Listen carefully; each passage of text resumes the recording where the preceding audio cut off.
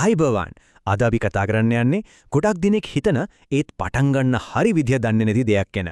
ඒ තමයි ශ්‍රී ලංකාවේදී සාර්ථක හඳුන්කුරු ව්‍යාපාරයක් මුල ඉඳලම ගොඩනගන්නේ කොහොමද කියන එක. අපි මේ සම්පූර්ණ පියවර ටික එකින් එක බලමු. හඳුන්කුරු කියන්නේ නිකම් බඩුවක් නෙවෙයි නේද? මේ කියමනෙන් කියවෙනවා වගේම ඒක අපේ ජීවිතයේ අපේ සංස්කෘතියේම කොටසක්. විවේකයක් ගන්න, හිතේ එකලස් කරගන්න මේ හැම දෙයකදීම හඳුන්කුරු වලට තැනක් තියෙනවා. ඒක තමයි මේ ව්‍යාපාරයේ තියෙන විශේෂත්වය. හරි. ඉතින් අපි මේ ගමන යන්නේ ප්‍රධාන පියවර 5කින්. මුලින්ම බලමු මේකට තියෙන අවස්ථාව මොකක්ද කියලා. ඊට පස්සේ අමුද්‍රව්‍ය හොයාගන්න හැටි, හඳුන්කුරු හදන විදි, ඒ ටික ලස්සනට පැක් කරන හැටි, අන්තිමටම මේ හැමදේම කරලා කොහොමද අපේ ව්‍යාපාරයේ නීත්‍යානුකූලව පටන් ගන්න කියන එකත් බලමු. හොඳයි. එහෙනම් අපි යමු පළවෙනි කොටසට. බලමු ඇයි හඳුන්කුරු ව්‍යාපාරය කියන්නේ ගෘහ කර්මාන්තයකින් පටන් අරන් ලොකු සාර්ථකත්වයක් ලබන්න පුළුවන් දෙයක්ද කියලා. කාරණා හරිම සරලයි. ලංකාවේ අපේ සංස්කෘතිය දිහා බැලුවම හඳුන්කුරු වලට හැමදාම තැනක් තියෙනවා. ඒ කියන්නේ මොකද්ද? ඒ කියන්නේ මේකට තියෙන ඉල්ලුම කවදාවත් අඩු වෙන්නේ නැහැ. ස්ථාවර වෙළඳපොළක් තියෙනවා. ඉතින් gedara ඉඳන්ම පොඩියට පටන් ගන්න මේක නියම අවස්ථාවක්. හරි. අවස්ථාව ගැන දැන් පැහැදිලි. එනම් අපි යමු ඊළඟ පියවරට හොඳ හඳුන්කුරක් හදන්න ඕන කරන අමුද්‍රව්‍ය හොයාගන්නේ කොහොමද කියලා බලන්න. හොඳ හඳුන්කුරක් හදනවා කියන්නේ හරියට හොඳ කෑමක් හදනවා වගේ අමුද්‍රව්‍ය ටික නියමයට තියෙන්න ඕන.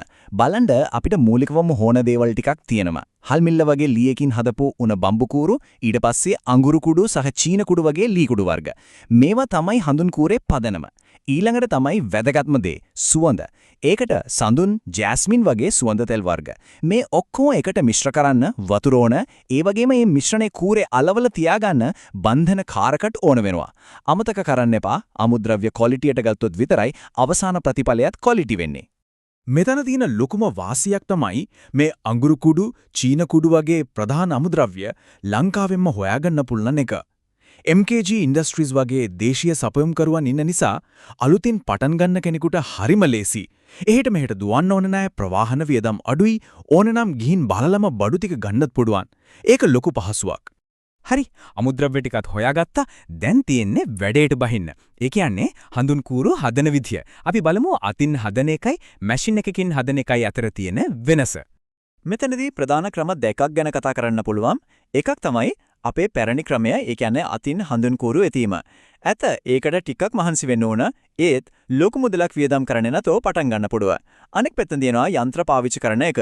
ශාරීරික වෙහෙස අඩුයි, වැඩේ හරිම වේගවත්. හැබැයි දැන් ඒකට පොඩි ආයෝජනයක් කරන්න වෙනවා. තීරණේ තියෙන්නේ Taman අතේ.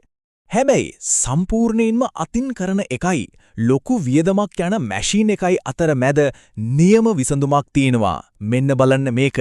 මේක තමයි පැඩල් ක්‍රියාකාරී හඳුන්කුරු හදන මැෂින් එක. විශේෂත්වය මොකක්ද? මේකට කරන්ට් එක ඕන නෑ. වියදමත් අඩුයි. අතින් කරනවට වඩා ගොඩක් වේගවත්, ඒත් ලොකු ආයෝජනයක් ඕනත් නෑ. නියමයි නේද? මෙන්න බලන්න මේ වගුවෙන් කතාව තවත් පැහැදිලි වෙනවා.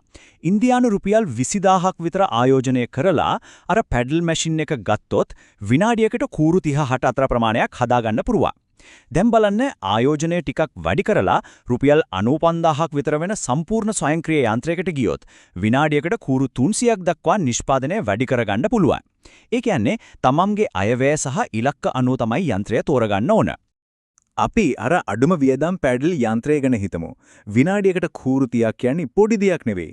අතින් හදන වේගික බලද්දි මේක ලොකු පිම්මක්. ඒකත් බොහොම සුළු ආයෝජනයකින්. ඒ නිසා තමයි අලුතින්ම මේ ශාස්ත්‍රයට එන කෙනෙකුට මේක හොඳම ආරම්භයක් වෙන්නේ. හොඳයි. දැන් හඳුන්කුරු ටික හදලා ඉවරයි. හැබැයි වැඩේ ඉවර නෑ. ඊළඟට තියෙන්නේ හදපු දේ නිකම්ම භාණ්ඩයක් විදිහට නෙවෙයි, හොඳ බ්‍රෑන්ඩ් එකක් විදිහට වෙළඳපොළට දාන එක. අපි බලමු ඒකට මොනවද කරන්න ඕන කියලා. හඳුන්කුරේ සුවඳ හරියටම තියාගන්න, ඒ වගේම එක විදිහට පිච්චෙන්න නම් වේල ගන්න විදිහ හරිම වැදගත්. මේක හරිම සරලයි.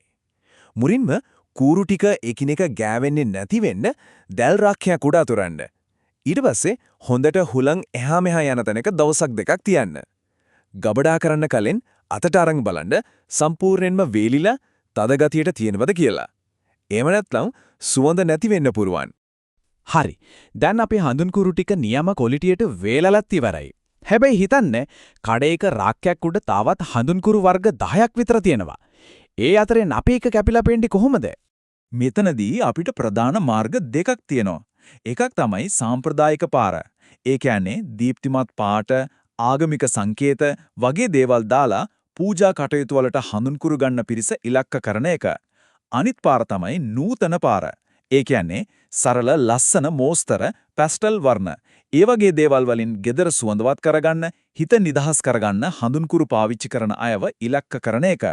නියම පැකේජ් එකක් කියන්නේ නිකම්ම පෙට්ටියක් නෙවෙයි. ඒක අපේ බ්‍රෑන්ඩ් එකේ කතාව කියන්න ඕන. ඇතුලේ තියෙන සුවඳ මොකක්ද කියලා පොඩි ඉඟියක් දෙන්න ඕන. ජැස්මින් නම් ලස්සන මල් රූපයක් දාන්න පුළුවන්. ඒ වගේම මේක අතින් හදපු එකක්. කාබනික් ද්‍රව්‍ය වලින් හදලා තියෙන වගේ අපේ විශේෂතාවයක පෙන්වන්න ඕන. මේ හැමදේම එකතු කරලා ලස්සන නමක්, ලස්සන ලාංඡනයක් එක්ක ශක්තිමත් අනන්‍යතාවයක් හදාගන්න එක තමයි වැදගත්ම දේ. හොඳයි. දැන් අපේ නිෂ්පාදනයේ තයාර්, පැකේජ් එක තයාර්. දැන් තියෙන්නේ මේ හැමදේම නීත්‍යානුකූලව හරියටම වෙළඳ පොළට ගේන එක. මේක තමයි අවසාන සහ තීරණාත්මකම පියවර. ලංකාවේ නීතියක් තියෙනවා 1990 අංක 46 දරන කාර්මික ප්‍රවර්ධන පනත කියා. ඒකෙන් කියවෙන්නේ හරිම සරල දෙයක්. අපි යම්කිසි නිෂ්පාදනයක් කරනවා නම් අපි වැඩ කරන තැන කාර්මාන්ත අමාත්‍යාංශයේ ලියාපදිංචි කරන්නම ඕන. මේක අනිවාර්ය දෙයක්. ඒක තමයි පළවෙනි නීතිනීය පියවර. මේ ලියාපදිංචි වෙන එක ලොකු දෙයක් නෙවෙයි. සරල පියවර 4යි තියෙන්නේ. මුලින්ම අයදුම්පත පුරවන්න. ඊට පස්සේ ඒක අවශ්‍ය ලියකියවිලි එක්ක බාර දෙන්න. ඊට පස්සේ එයාලා ඇවිත් අපි වැඩ කරන තැන බලයි. හැමදේම හරිනම් අන්තිමට අපිට නිල ලියාපදිංචි සහතිකය ලැබෙනවා. එච්චරයි. මෙතන තියෙන හොඳම ආරංචි දෙකක් තමයි එකක් මේ ලියාපදිංචියට සතයක්වත් යන්නේ නැහැ. ඒක සම්පූර්ණයෙන්ම නොමිලේ. දෙක වැඩපඩ නරගන මාස 3ක් ඇතුළත මේක කළාම ඇති. ඉතින් කලබල වෙන්න දෙයක් නැහැ. මේක ඇත්තටම ව්‍යවසායකයෙකුට ලොකු සහනයක්. හොඳයි. දැන් පටන් ගන්න ඕන සම්පූර්ණ ප්ලෑන් එකම තියෙනවා. අමුද්‍රව්‍ය හොයාගන්න තැන ඉඳන් නීත්‍යානුකූලව ව්‍යාපාරේ පටන් ගන්න තැන වෙනකම්ම. ඉතින් දැන් තියෙන ප්‍රශ්නේ තමයි මේ අලුත් ව්‍යාපාරය හරහා ලෝකෙට කියන්න යන අලුත් අද්විතීය කතාව මොකක්ද කියන එක.